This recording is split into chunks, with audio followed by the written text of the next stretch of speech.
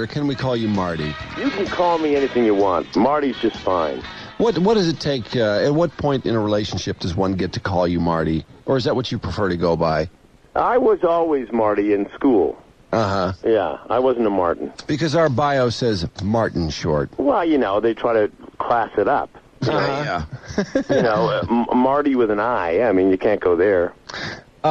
We saw you on Larry King. That was really funny. Oh, Thank you. hysterical. God, that was great. Thank you very much. Bill Maher was hilarious, too. He's so funny. You know, when you and Bill Maher are together, it seems to me there's a lot of things going on underneath that perhaps we're not supposed to pick up on. No, Bill, we're actually friends in real life. Yes. You know, when you had your show, you had your talk show, which I really enjoyed. It was on the wrong time of day, but it was a nice show. Thank you. That show would have done nicely in late night, wouldn't it? Well, you kind of, I think that they wanted to, it was syndicated, and they'd hoped for more late night markets, and they didn't get them. And, but my thing was always to do late night sensibility in daytime and see if there was a disenfranchised. People watching Judge Judy who would rather watch something odder, and the answer is no. They're happy. They're very happy watching Judge Judy or Springer or Springer or Judge Mathis. Come back here! He cheated on me, and he knows he cheated on me. Those people are happy to be watching that. Well, anyway, when you were talking to Bill Maher once, you made a little joke about hookers, and the two of you laughed a little too hard, I thought.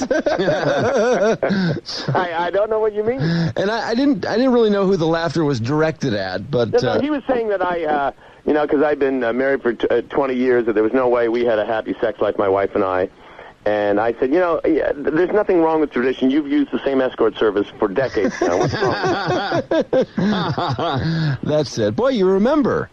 Well, I remember that one. Yeah. Well, now, Jiminy Glick finally gets to see the cinema, the light of day in the cinema world. And this could be your big break, Marty. I know you've got a great career going, but this could be that big blockbuster. Yeah, well, it's no rush. I am just happy to be talking with you two is all I need. I don't need much more. I could tell. I'm a simple folk. Yeah.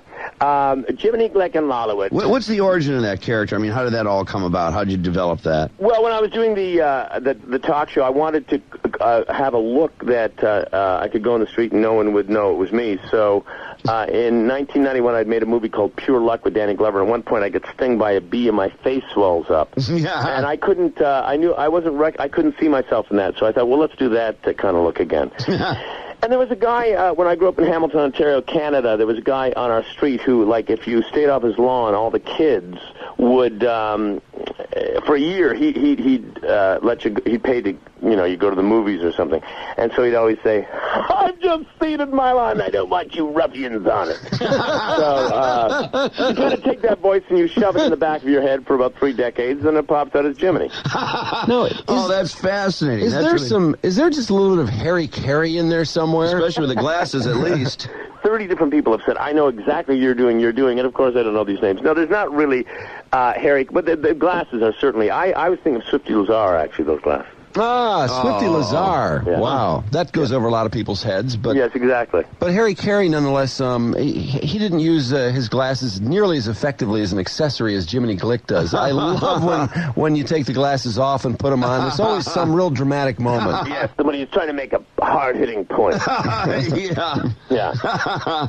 He's always prepared one, like he once said to Mel Brooks, what's your big beef with the Nazis? Or he said to Sharon Stone, you're so against world poverty, but if there were no poor people, how would you ever do crowd scenes? Oh, man.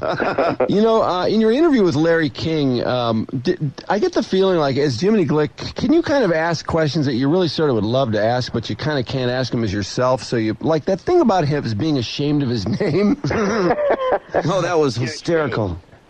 That's the kind of thing I wouldn't mind asking Larry King, really, but I would never do it. No, I think that absolutely true. I think that it frees you up. It's like Dave Foley once said to me. He said, "I love that you've created a character who can be as mean as you really are." But I don't think it's mean. I think he's just, in some cases, he's asking the hard stuff, the tough stuff.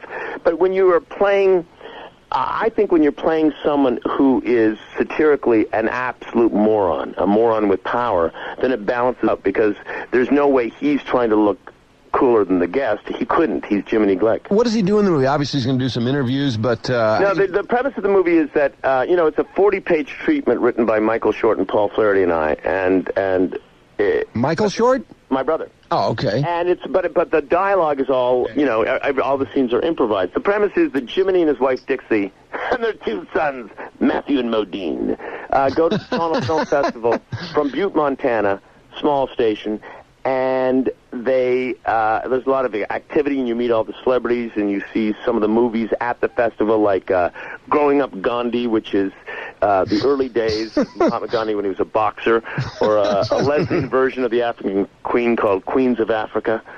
And but at this film festival, he meets this odd man at the bar who's the director David Lynch, played by myself, and we soon realize that Lynch is creating his next murder mystery, and Jiminy is part of it. So it all becomes a film in a film. Naturally, it's ad-lib like that. That's what I was wondering, whether, because it seems like this whole character is ad-libbed all the time. Yeah, I think if you plan it would lose some of its sincerity in a way. Yeah. I've always liked Janine Garofalo. She's not only funny, but I don't know, there's something strangely hot about her. And completely. I totally agree. Janine's, I think, very, very sexy. We get into huge arguments here at work. People insist I'm a chubby chaser for liking her, and I mean, every insult. She's not chubby, she's sexy. I think she's sexy, too. She's a little chunky. No, not at all. She's carrying a little excess weight. Come on, Marty. I have seen her in many different forms. Is that right? Well, not nakedness, but I've seen her skimpily dressed, and I think it's just